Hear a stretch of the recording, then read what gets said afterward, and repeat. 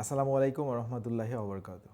আমি সিবির আহমেদ। আমি target score পিটির পিটি একাডেমিক পিটি ইউকেভিআই এবং পিটি কোরের হেড ট্রেনার হিসেবে কর্মরত। আপনারা ফেসবুকে টার্গেট স্কোর পিটি লিখে সার্চ করলে আমাদের পেজ পেয়ে যাবেন ইনশাল্লাহ। আজকে আমি আপনাদেরকে একটা এক্সাম টিপ শেয়ার করি। সেটা হচ্ছে আমাদের পিটির সর্বশেষ কোয়েশ্চেনটা হচ্ছে রাইট ফ্রম ডিকটেশন। অনেকে যেটা চেষ্টা করেন রাইট ফ্রম ডিকটেশন প্রথমে শুনে তারপরে খাতায় লিখে সেটা নোট করার চেষ্টা টাইপিং করেন। এটা খারাপ না, ডেফিনেটলি আপনি যদি বাসায় এভাবেই প্র্যাকটিস করেন বেশ ভালো।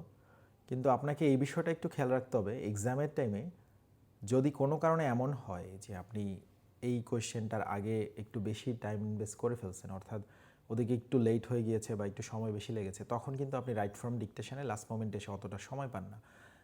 ওই টাইমে কিন্তু আপনি সিম্পলি একটা বাক্য শুনবেন, আবার খাতায় লিখবেন, আবার খাতা থেকে দেখে দেখে টাইপ করবেন। মাঝে মাঝেই কিন্তু এতটা সময় পাওয়া যায় না। আমাদের অনেক স্টুডেন্টসকে বলতে বলতে দেখি বা আমরা শুনি, মাঝে মাঝে এরকম হয় যে 3টা বা 4টা রাইট ফ্রম ডিকটেশন আসছে, সে লাস্টেরটা মিস করেছে বা 1-2টা সে ভালোভাবে পারফর্ম করতে পারেনি, লাস্টে একটু তাড়াহুড়া হয়। সো বাসায় আপনারা চেষ্টা করবেন সেন্টেন্স শুনে খাতায় না লিখে যদি প্র্যাকটিস করতে পারেন, এটা কিন্তু বেশ ভালো। ওকে, মানে বাসায় তো আপনার অঢেল টাইম আছে। সো আমি যেটা বলবো, আপনার তো নিশ্চয়ই কালকেই পরীক্ষা না, পরশু দিনই পরীক্ষা না।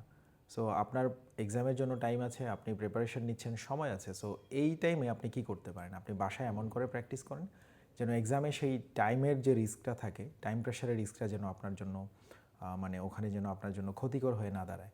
সো আগে থেকেই যদি এরকম প্র্যাকটিস থাকে, শুনেই যদি বাক্য ধরতে পারেন, লিখতে পারেন, টাইপ করতে পারেন, তাহলে এটা কিন্তু দারুণ। অর্থাৎ শুনে শুনেই আপনি টাইপিংয়ে চলে যাবেন। এটা করতে পারলে বেশ ভালো।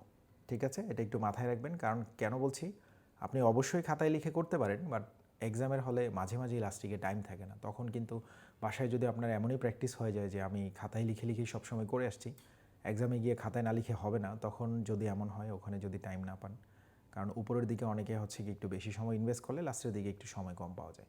আর আপনি যদি ওটাও করতে চান, করতে পারেন, তাহলে বাসায় ওভাবে প্র্যাকটিস করতে হবে।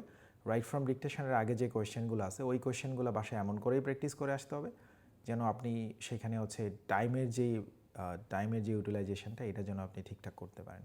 থ্যাংক ইউ সো মাচ, ভালো থাকবেন।